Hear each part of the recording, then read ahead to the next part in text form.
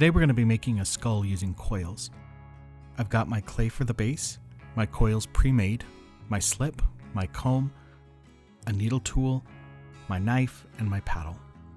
I'm going to start with a piece of clay that is roughly the size of my palm. Then I will smooth out the base and curl up the sides so I have a place to attach my first set of coils. The first row of coils will get attached to the outside edge of the base. This is important to not stack the coils directly on top, because we're going to be making a sphere.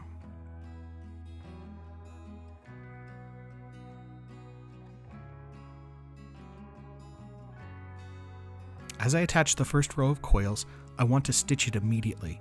I cannot wait until the end to stitch it all together. While I stitch the coil to the base, I'm also going to be pinching the clay and directing it where I want it to go. In this case, I want the coils to go out first. My second row of coils I will put on the inside edge, so now the form will start to close itself.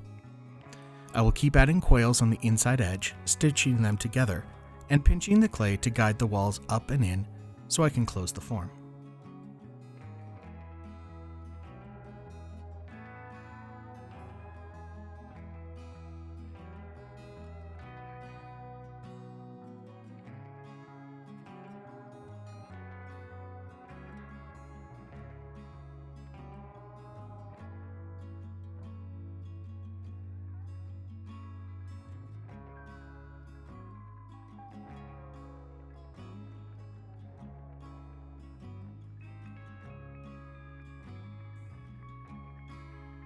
Once the form is closed, I want to smooth the whole thing out with my card and my paddle.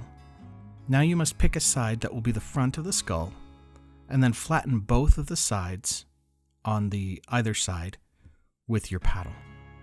Take a large coil and bend it into a U shape. This is going to be the lower jaw.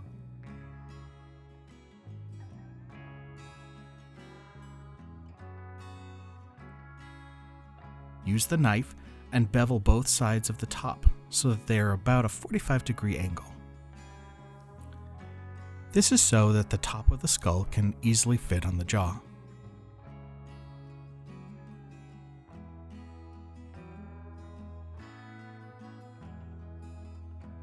Make sure to score both halves and stitch them really well together.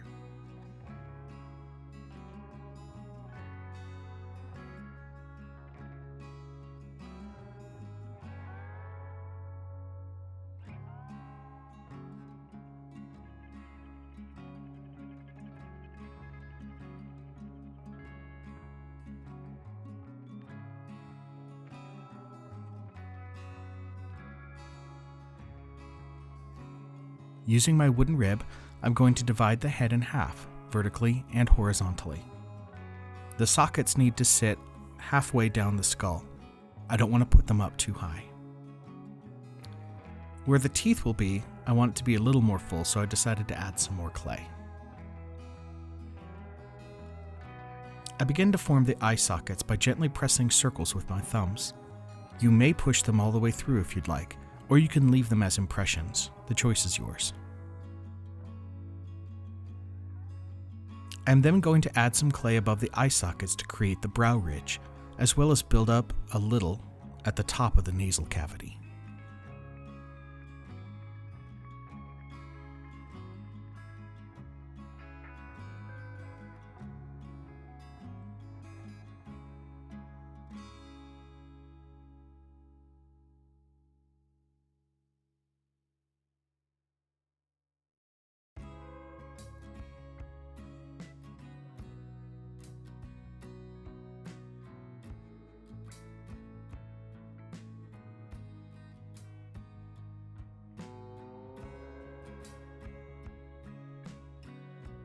To make the nasal cavity, I'm going to draw an upside down heart, and then I'm going to press it in.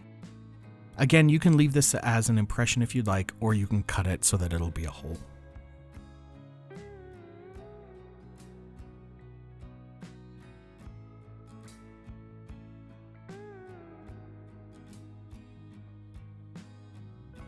Next, I want to start to shape the jaw by making a karate chop with the edge of my paddle where the base of the jaw meets the sphere of the skull.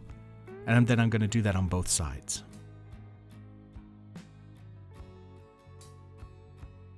Using my needle tool, I will cut a hole behind where the teeth are going to go.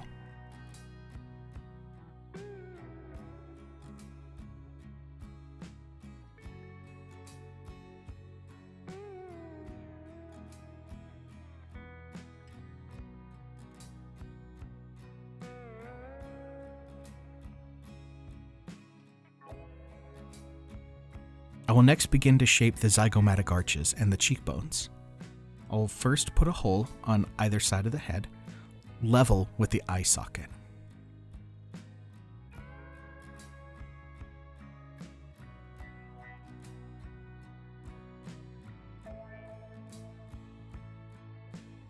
Using a loop tool, I begin to shape the zygomatic arch.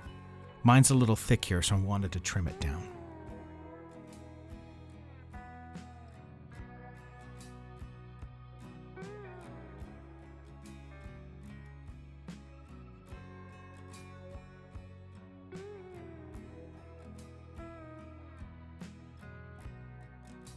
Then I'll do the same thing on the opposite side.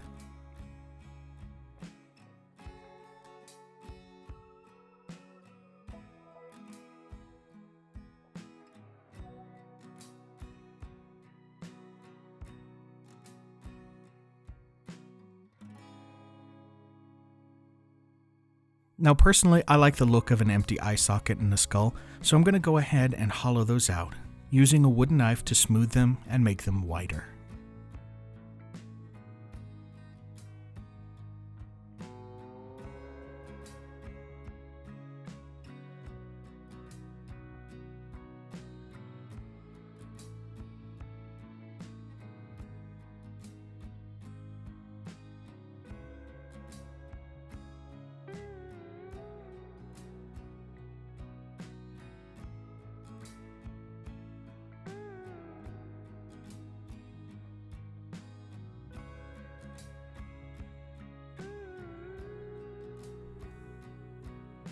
I begin to shape the teeth by drawing in the line that separates the upper and lower jaw.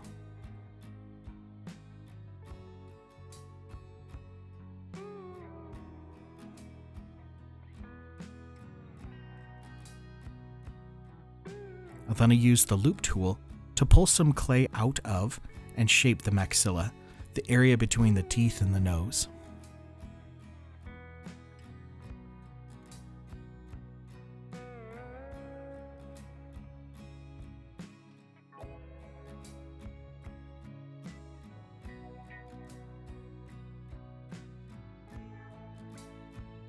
Then I'm going to draw in the teeth.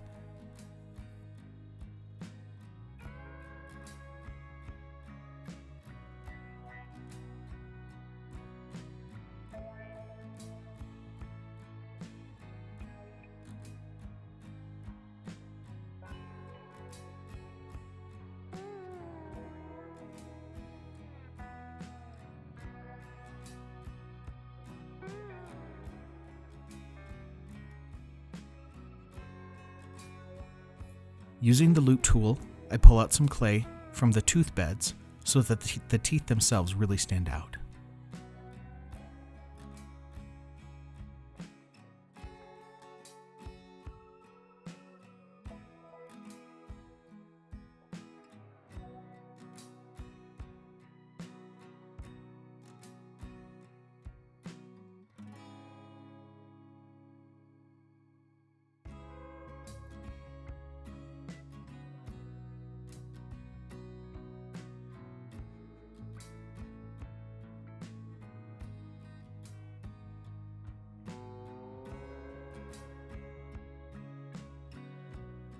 Using the wooden knife, I'm going to go ahead and shape each tooth.